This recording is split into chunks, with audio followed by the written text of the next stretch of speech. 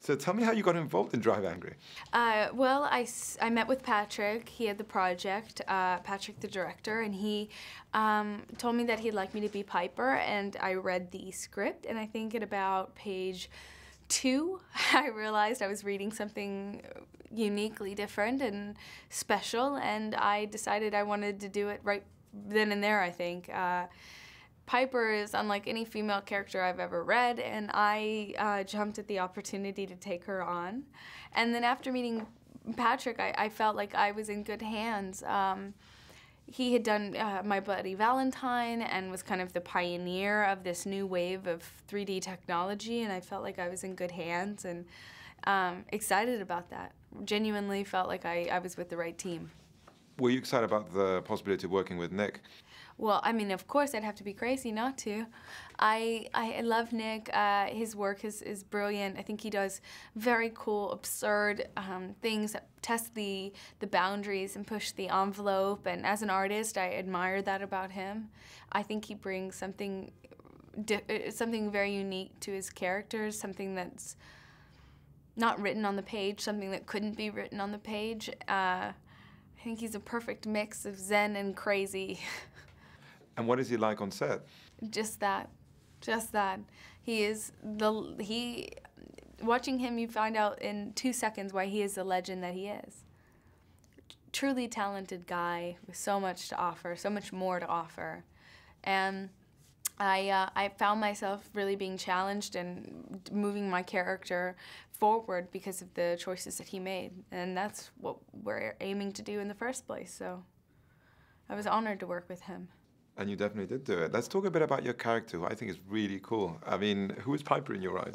Piper is a fist-throwing, Daisy Duke-wearing, Charger-driving, potty-mouth, small-town diner waitress with a bad attitude and a heart of gold. And you were saying that she's a Charger driving because it's true. Can you talk a bit about that? Yeah, the '69 Charger was the icing on the cake for me.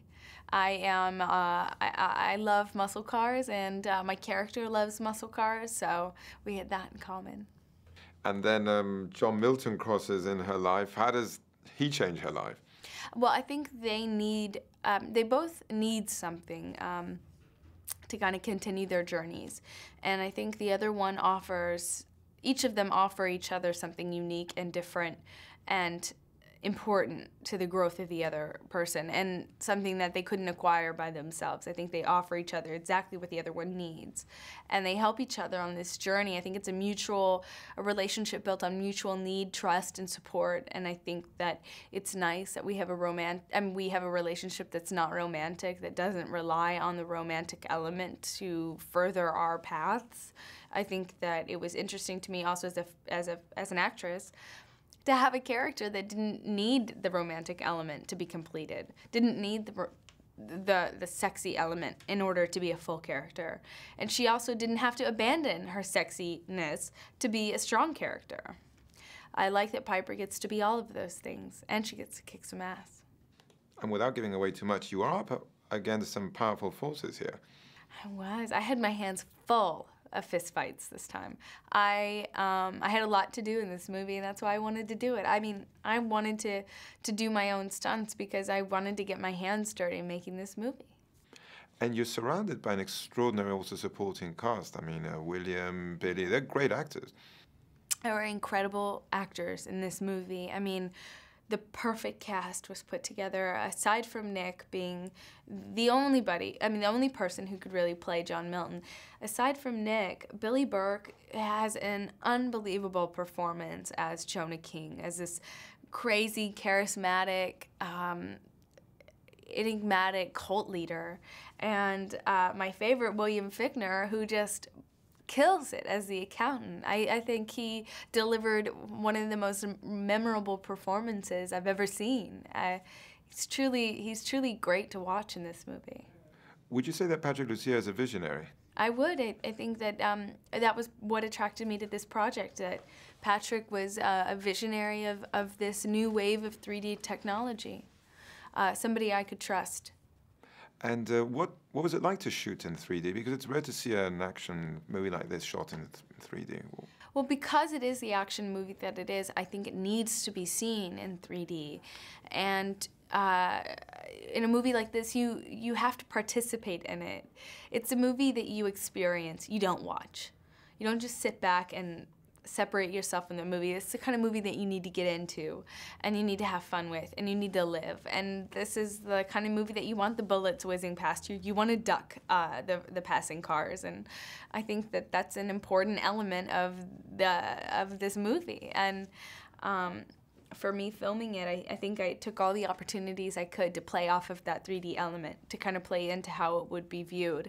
I tried doing things like spitting blood into the camera or punching the lens in order to make the audience in the fourth row jump back from it, things like that, to play into the 3D element. It was a lot of fun. I know that says maybe a cliche, but films that are fun to watch are not always fun to shoot, but it seems like you all really had a good time on this one. This movie was funner to shoot than it was to watch. I had the best time making this movie. I had so much fun. What was your favorite moment, if you can tell us? I think I loved the fight scene that I have with the writer who plays my ex-boyfriend in the movie.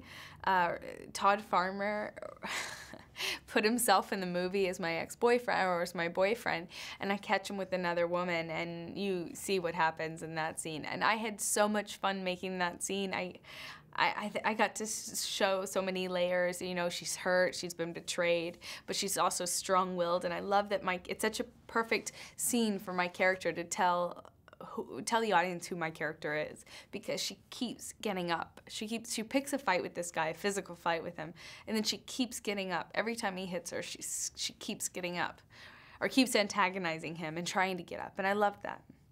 Tell me what it was like to be in Shreveport in Louisiana. I love Louisiana. It's such a beautiful state. It's got such an amazing culture to it. I love Louisiana. So tell me, finally, when you saw the movie completed, because, you know, it's shot in 3D, it's got all this action, finally you see it completed. I thought it was so much fun, really entertaining, but I'm wondering what you thought. I loved it. I am so happy with it. It is so much fun, and that's what we set out to do, make a fun action ride, and that's what it is. Do you think people will love it everywhere because it's so different? And it does kind of remind us of those action movies from the 70s. Well, it's got that 70s throwback feel to it, but it's got the new technology of 3D technology, and it doesn't take itself too seriously. It's a kind of movie you want to go with your friends and have a few beers or have a few drinks and have a good time. And I don't know who doesn't want to have a good time. It's interesting you're talking about not taking yourself too seriously. Do you think it's important not to take oneself too seriously? Of course it is. What makes you enjoy a movie then? And what do you think people enjoy about this one?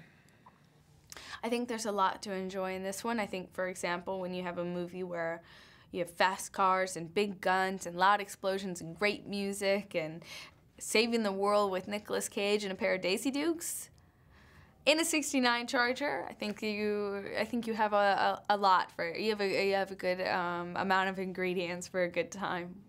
What was that Charger like to drive?